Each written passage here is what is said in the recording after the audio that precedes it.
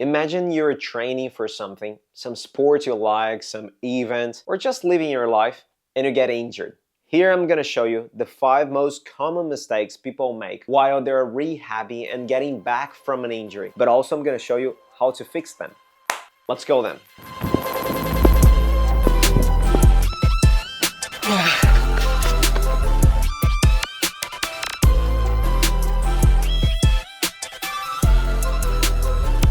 Going straight to the point, it sucks when you get injured, and it sucks even more. The anxiety around the rehab process limits you to do what you like. A sports event, a walk in the park, a running, or anything like that. It changes your whole dynamic in your daily routine because your schedules are normally based on the physical activity you do. Some people rely on physical activity as a coping mechanism for their life, to control their humor, to feel better, to feel worthy. And when that's all taken away from you, it changes who you are. So the rehab process can create a lot of anxiety and change how you interact with people in your daily activities. This is why it's so important for you to watch this video, to send to someone that is battling some injury or is coming back from one. Then you can anticipate those mistakes and not make them, or at least minimize their effect. Number 1 most common mistake people make: rushing back in, getting back to the activity too soon, because you're so eager and excited to get back to do what you were doing before that you forget that the injuries have a time frame for treatment. And if you're a sports person, or if you had an injury before due to some sports activity, you know what I'm talking about. We want to get back. You want to get back soon. And the slightly improvement you have in your treatment, you think that is the time to get back. As a personal trainer, as an exercise physiologist,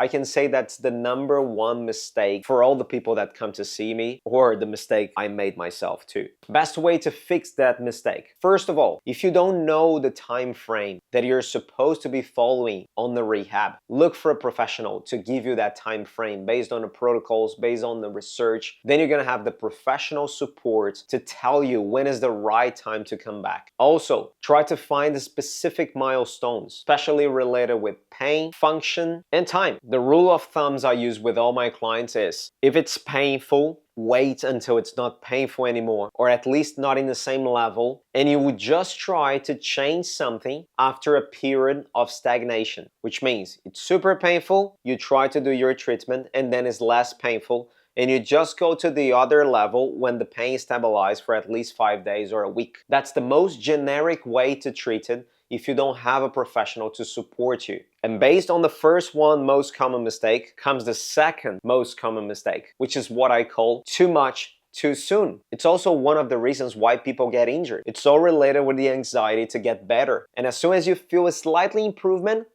you do more. Hold yourself. You have time. You should have time. And if you don't have time because there is an event happening, you need to analyze the risk benefit. I understand if you are a professional athlete and you have an event. It's your profession, which means you will need to manage the risks. And sometimes if you have more time to recover from this later, you may want to take the shot. And if you are a professional, I expect you to have professional guidance as well with all the health staff that is around you. But I'm talking to those ones that are not professionals. You need to analyze why you're doing what you're doing. It's to not let your friends down. Why you're doing too much, to prove something to who? And if you need to prove something to someone and you're not a professional, my friend, it's time to look for help as well and analyze what you're doing in your life, because some of the injuries we have, they can become chronic if we continue to not respect the time for healing. And then again, I use a similar approach that I used in the first common mistake, which is change everything with a slow pace. This is why I said exactly the way I said,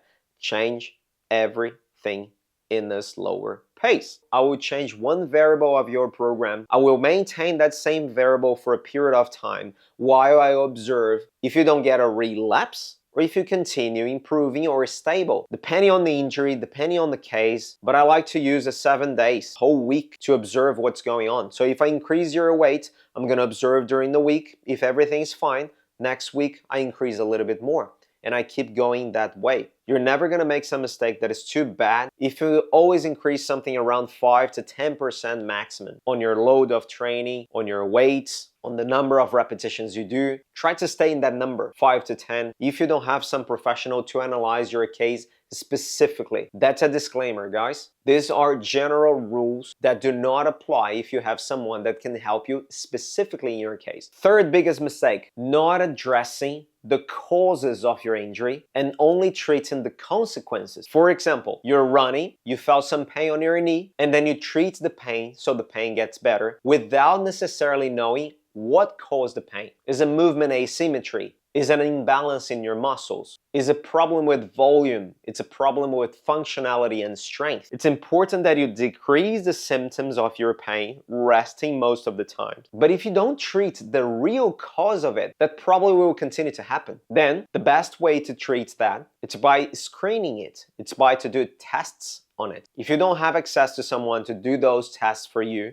that's what you're gonna do. Try to get one variable. If you're a runner, it can be pace. If you are at the gym, it can be the number of repetitions and the quality of your movement. See how fast you can do the execution, how much you can control it, how many reps you can do in a certain weight, and you recheck every single time. I can do 10 repetitions at 10 kilos on each side, and I can keep this pace of 2 seconds up, 2 seconds down. If I can do this same amount of repetitions with this given weight at this pace, I don't feel pain, I don't feel any problem. Probably you're ready to increase a little bit the variables. But remember, you only increase one of the variables. Like I said in the past mistake, you either increase the weight, you either change the tempo of your execution, or you change the repetition. You cannot increase the weight and perform the execution faster. You also cannot move too fast and increase the number of repetitions. Do you know what I mean? If you're a runner, you're probably running with your watch. Try to have a look at it and see what is your pace. If you're running a little bit more in distance, you shouldn't be increasing your pace. Fourth mistake, psychological factors. Fear, lack of confidence, or unrealistic overconfidence. I can say that all those factors are related with the anxiety, with your desire to get back to do what you do. Sometimes too much, sometimes too soon. If you are afraid of hurting yourself again, try to be more cautious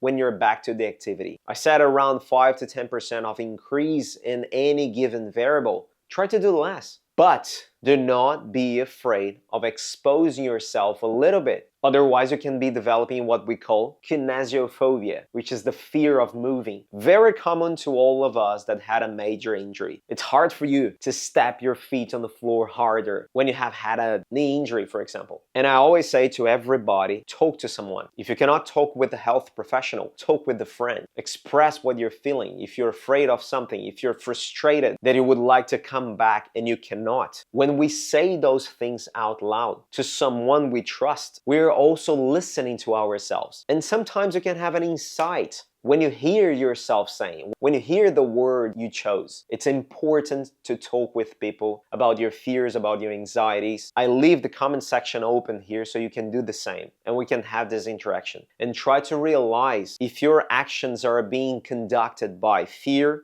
anxiety, lack of confidence, or too much confidence. And the fifth biggest mistake people make is cut short their rehab process. As soon as you start to feel slightly better, you stop doing the exercise you were doing to rehab and you get back to the full activity you were doing. No! The same way you are increasing the intensity as you are coming back from an injury, you also need to gradually decrease your exposure to the rehab process. If you only increase your activity and stop the rehab process or all the exercise you were doing, stopping all the care you were having, chances are that you're going to injure yourself again. Long-term prevention, or try to not see the rehab process as a problem in your journey. It's actually not. You are learning more about your body. You are becoming more expert in your movement, in your body. And I always say to my clients, it's good for you to have a specific routine that you can come back to if you feel it again, the slightly initial symptoms of your injury. It's better than rely on medication at first. So if you have had a knee injury, if you have had a shoulder injury, a muscular injury, you already know how it feels. You already know some of the symptoms. And after you are cleared to exercise again, you can always remember how it felt when you were injured, in the sense that if you went for a run and you felt a slightly discomfort on your hamstring, which is similar to what you felt before, you can always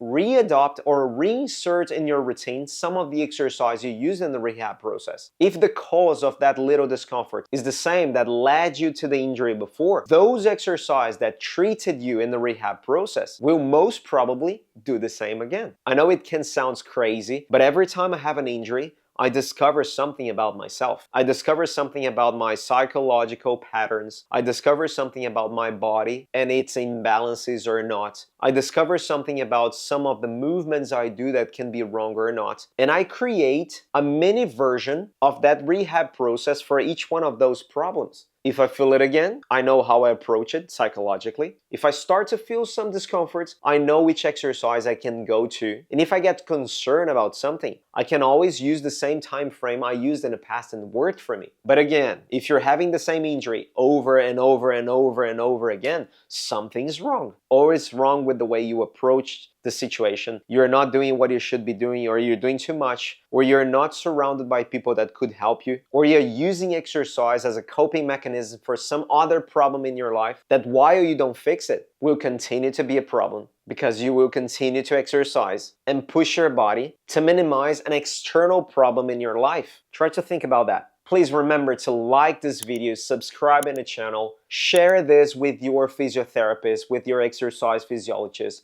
with your PT, with your friends that are going through some injury rehab or have done in the past. You help the channel, you help these people, and comment here as well if you would like more videos about this. I'm also opening the comment section for you to share with me how's your rehab process going. If you made some of these mistakes, how you fix it. See you in the next video.